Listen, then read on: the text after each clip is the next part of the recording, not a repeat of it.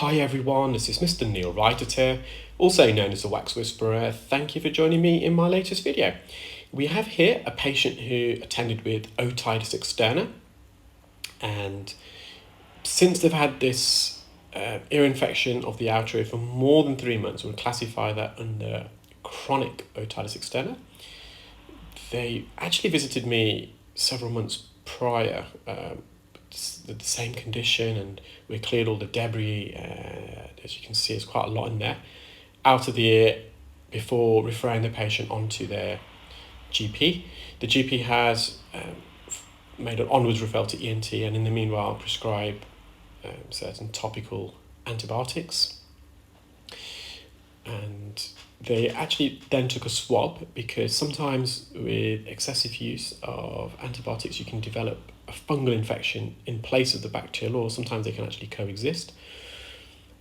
But despite that, the patient's still persistent with their infection, and it's become quite debilitating for the patient.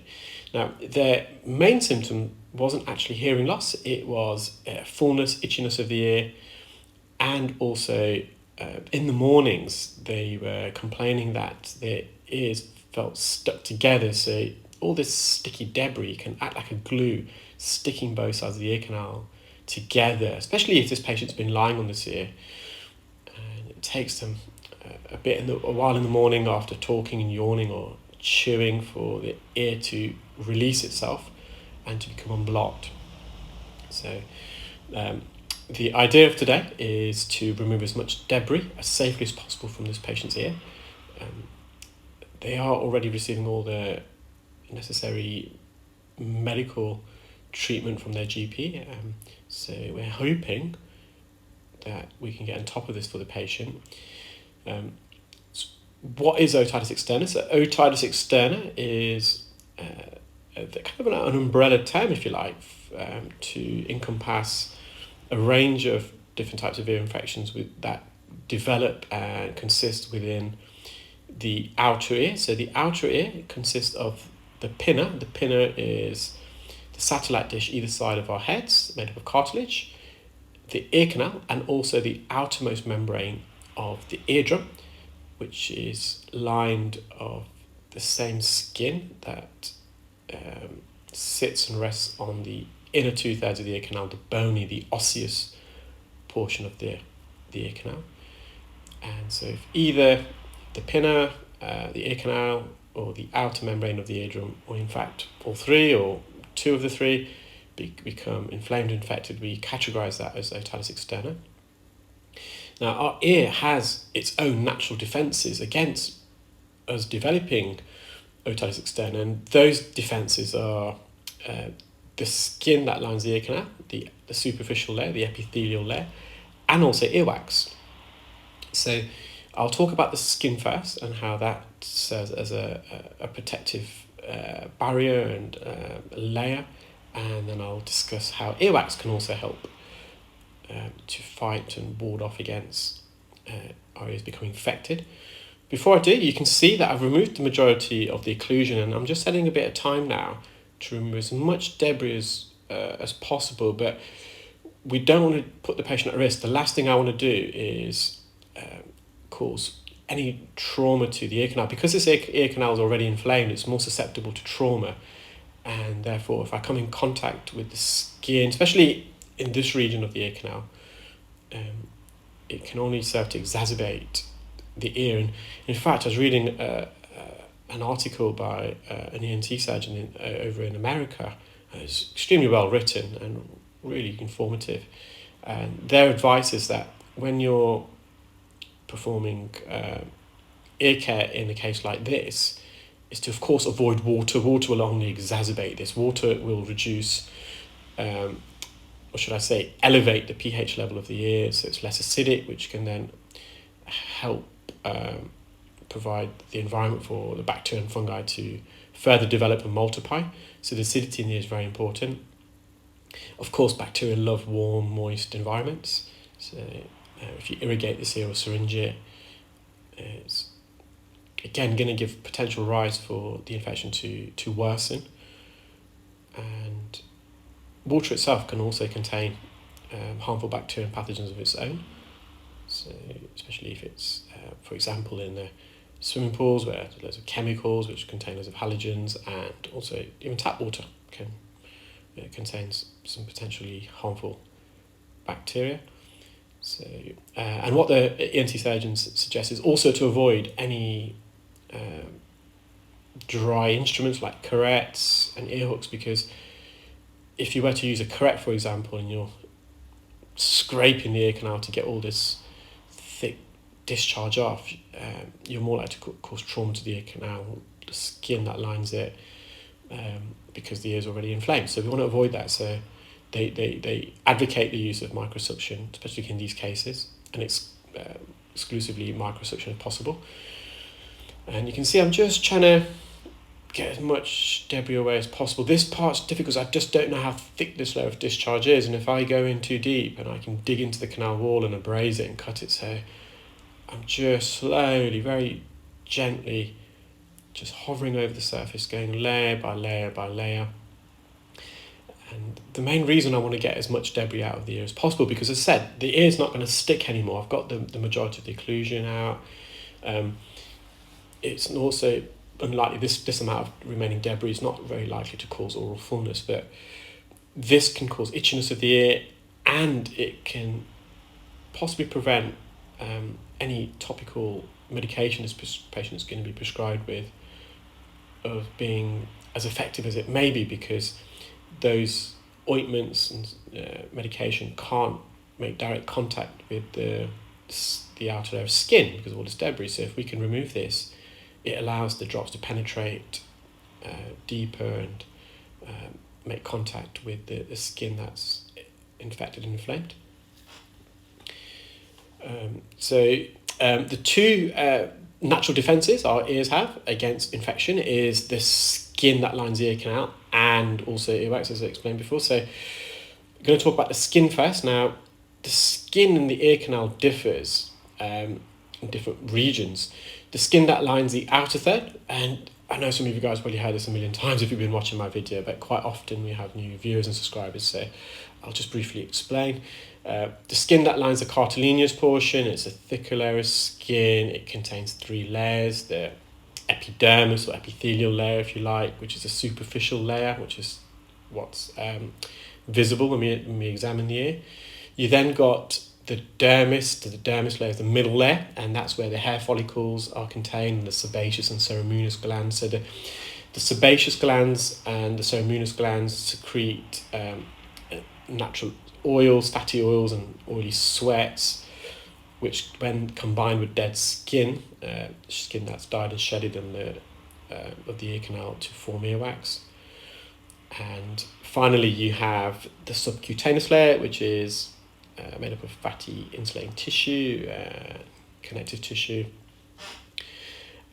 So that skin's a lot thicker, it's about 1 millimetre in thickness, whereas the skin that lines the inner 2/3 of the ear canal, the osseous part, the bony part of the ear canal, is just that outer layer, the epithelial layer. So it's less than 0.1 millimetres in thickness, and that skin then extends to form the outermost layer of the eardrum, which has 3 layers.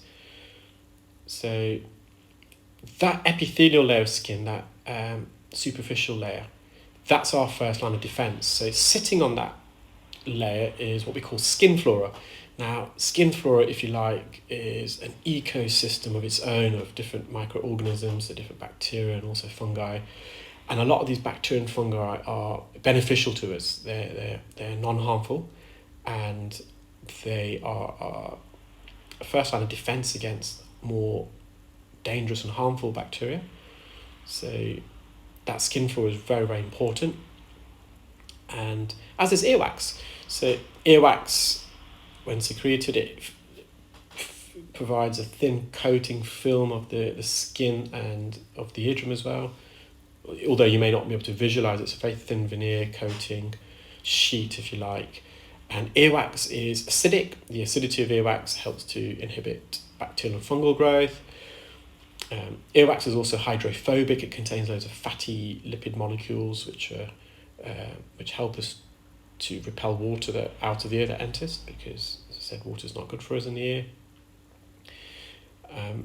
And earwax is sticky, so any foreign bodies, particles that may enter the ear, they stick to the wax and eventually they're expelled from the ear. So that's because for the majority of us, the earwax naturally comes out. It's transported out of the ear by the skin that lines the ear canal. So as this epithelial layer of skin dies and sheds, it's gained a unique property within the ear to move sideways like a conveyor belt out of the ear. And therefore, any wax sitting on the surface of the skin is naturally transported.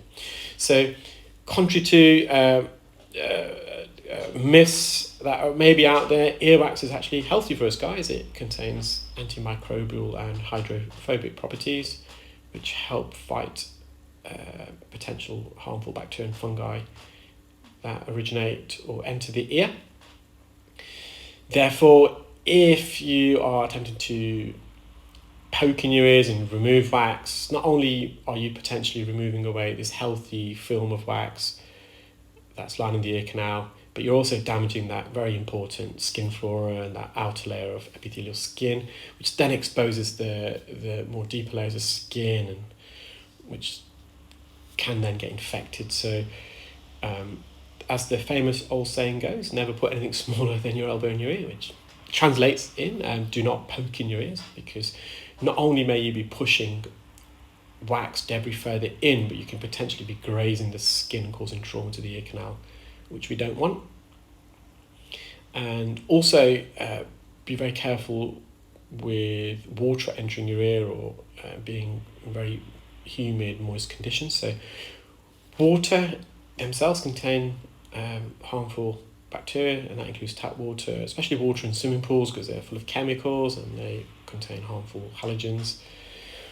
In addition, water can lead to a moist environment in the ear, which bacteria and fungi love. It can also macerate the skin, so soften that skin, sometimes break it down.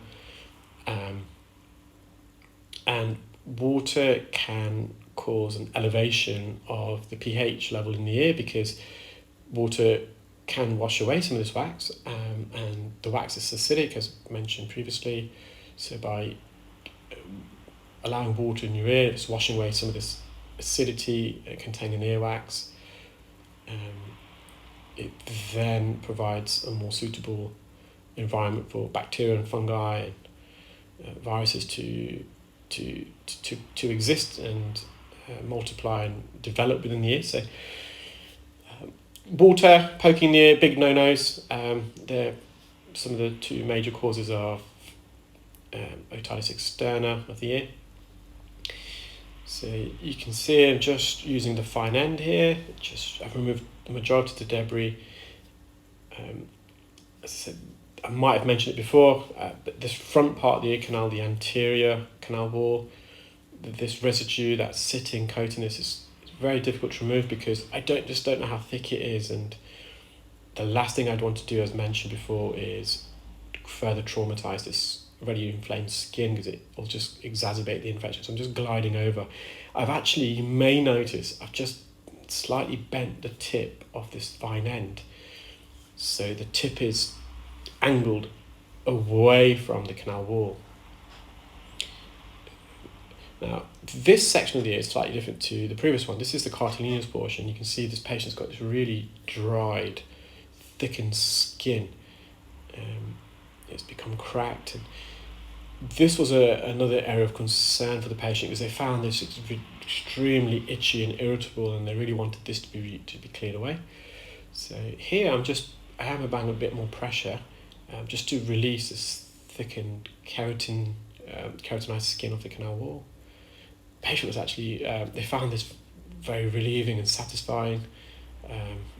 They actually wanted me to continue, but I had to explain to the patient we can be here all day trying to remove every little last flake of this skin.